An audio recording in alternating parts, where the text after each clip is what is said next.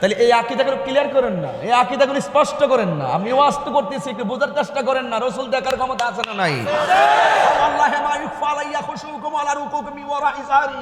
আমার রাসূল বলেন, আল্লাহর কসম করে বলি, আমার কাছে আদি অন্ত ডান বাম উপর নিচ আমার কাছে কোনো কিছু গোপন নাই। আল্লাহ রাব্বুল আলামিন আমাকে সামনে দেখার যেমন ক্ষমতা দিয়েছেন, আমাকে পিছন দিক দিয়ে দেখার ক্ষমতা দিয়েছেন। ও সাহাবায়ে কেরাম, তোমরা মনে করো আমি কিবলার দিকে তাকাই থাকি? না না, তোমরা পিছনে কেমনে লাইনটা সোজা করেছো, পাকা করেছো, আমি রাসূল সব দেখার ক্ষমতা আছে।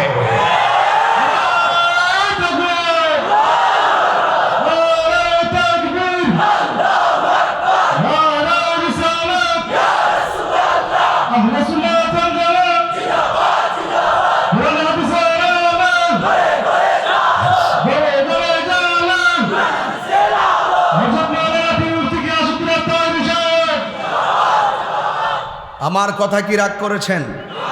রাসূলকে ক্ষমতা দিয়েছে কে?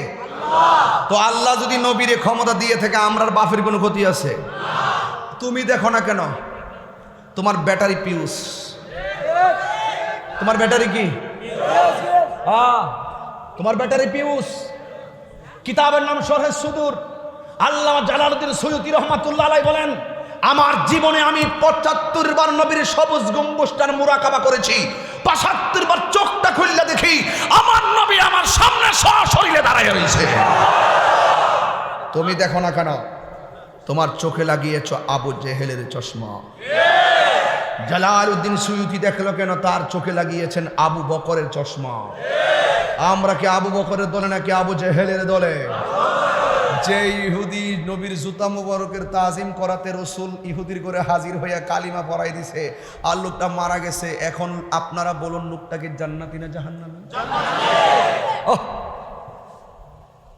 জান্নাত। বুঝ যখন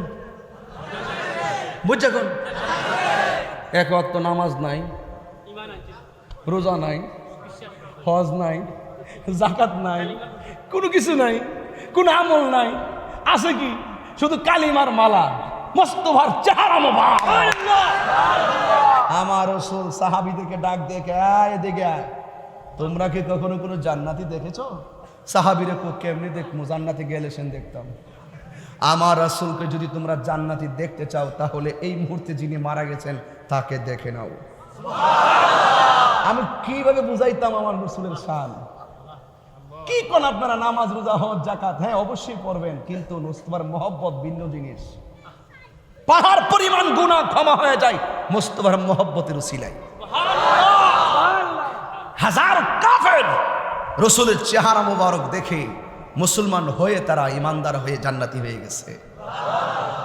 আর আমার রাসূল ডাক দেখে, রাখাল বকরিগুলো কিন্তু তোমার না, বকরিগুলো যার তার কাছে দিয়ে আসো।